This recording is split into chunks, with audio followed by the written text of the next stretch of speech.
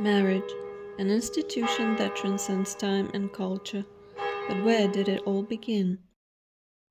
Our earliest recorded evidence of marriage dates back to approximately 2350 BC in Mesopotamia.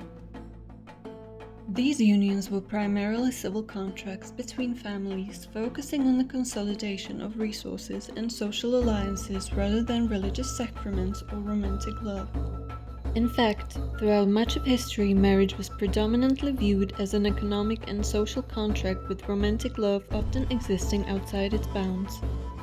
In civilizations such as ancient Greece and Rome, marriages were primarily a means to produce legitimate heirs and fortify social ties.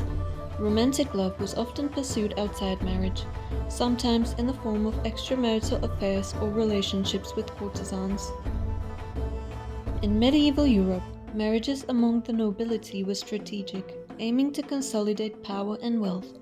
The concept of courtly love emerged during this period, idealizing romantic affection outside the confines of marriage.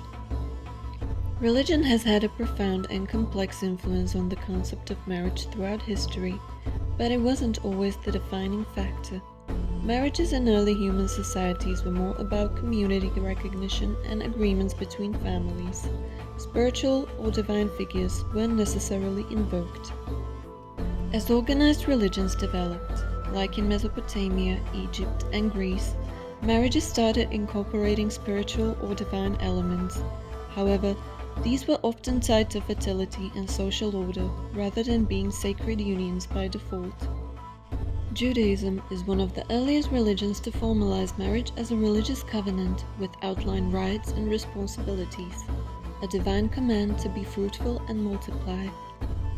Around the 7th century, marriage in Islam was considered a contractual yet sacred act designed to promote social harmony and fulfill religious duties, but it was still more of a legal agreement rather than a mystical union. Initially, Christian marriages were private and informal, but by the 12th century, the Catholic Church began defining marriage as a sacrament, emphasizing it as a lifelong holy union blessed by God. Has marriage always been beneficial to both men and women? Historically, marriage has often benefited men more than women due to social, economic, and legal structures that prioritized male authority and control.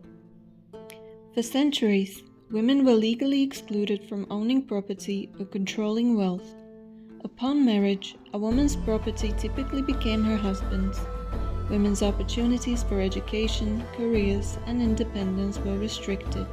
Marriage reinforced male dominance by institutionalizing women's subservience. Women were expected to obey their husbands and focus on childbearing and domestic duties.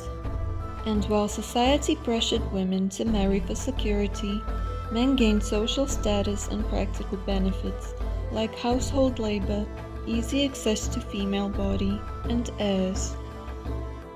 Today, marriage has become more of a civil institution, separate from religious authority, with romantic love often being the foundation. Many view marriage as a personal commitment, rather than a religious obligation. And what about you? What does marriage mean to you?